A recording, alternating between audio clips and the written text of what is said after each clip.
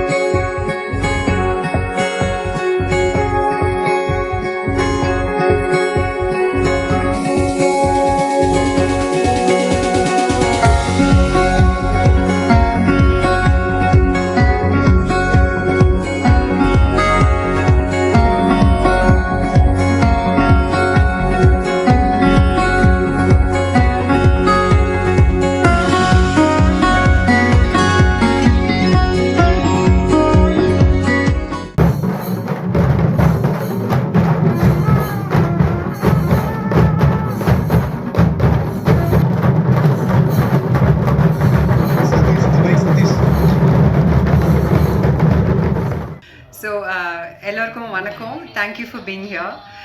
First and foremost, of course, Hamam etcetera நிறைய இதெல்லாம் பார்த்துருப்பீங்க. பட் அதையும் தாண்டி I really want to thank Vineeth. சொல்ல விரும்புகிற விஷயம் வந்து direction team, camera team, the costumes, stunt, art department எல்லாருமே ரொம்ப பியூட்டிஃபுல்லாக ஒரு பயங்கர சிங்கில் வேலை பண்ணாங்க. அண்ட் இது நான் அவங்கக்கிட்டையும் நிறைய தடவை சொல்லியிருக்கேன். I want to say it in public as well. I think again the direction team was fantastic. I want to give you a round of applause.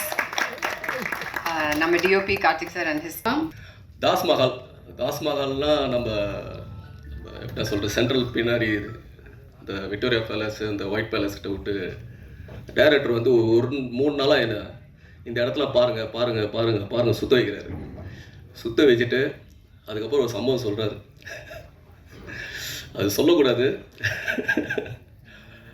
அதுக்கப்புறம் லாஸ்ட் கிளைமேக்ஸ் ஃபைட் வந்து ஒரு 5 days மட்டும் ஒரு 100 பேர் இருப்பாங்க நினைக்கிறேன்.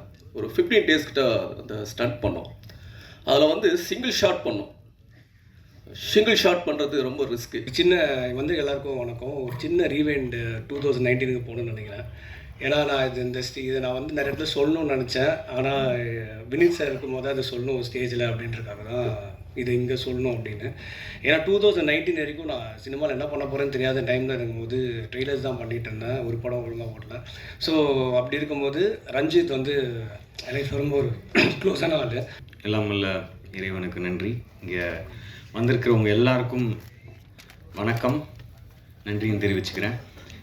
ஃபஸ்ட்டு டைம் நான் நடிக்கிற படத்துக்கு ஃபஸ்ட் லுக்குக்கு இப்படி ஒரு மேடை, இப்படி ஒரு நிகழ்ச்சி.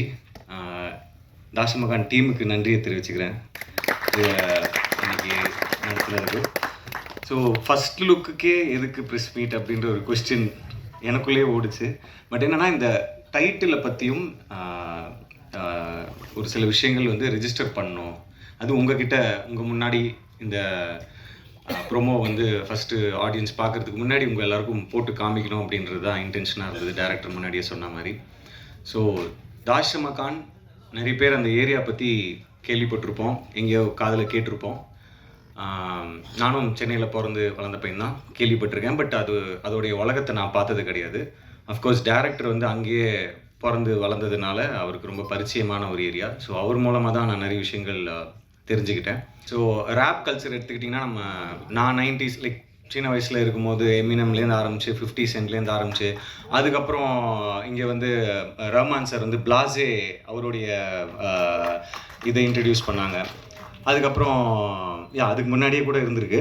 பட் எனக்கு அதான். ஸோ அதுக்கப்புறம் வந்து பார்த்திங்கன்னா ஹிப்ஹாப் தமிழா ஆதி ப்ரோ அவர் வந்து ஒரு பெரிய புரட்சி பண்ணார்.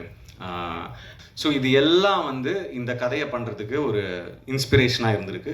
அண்ட் எனக்கு பர்சனலாக இங்கே இருக்கக்கூடிய நம்ம டீம் மை பாய்ஸ் இங்கேயும் இருக்காங்க, அங்கேயும் இருக்கீங்க.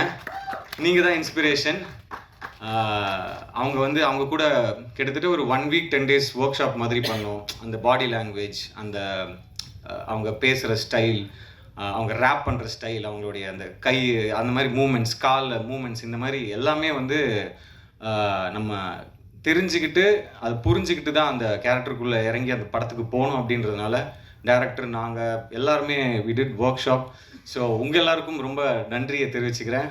இத்துடன் இன்றைய செய்திகள் நிறைவடைகின்றன. மேலும் பல ஆன்மீக செய்திகளை தெரிந்து கொள்ள தேசம் டிவி மலேசியா யூடியூப், டிக்டாக் மற்றும் இதர சமூக வலைத்தளங்களை பின்தொடருங்கள்.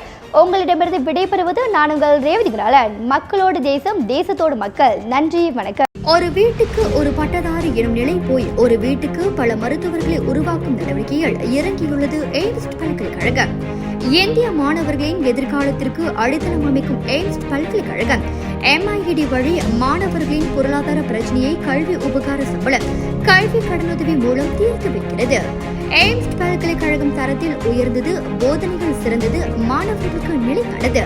இன்றைய நாடுகள் எய்ம்ஸ் பல்கலைக்கழகம்.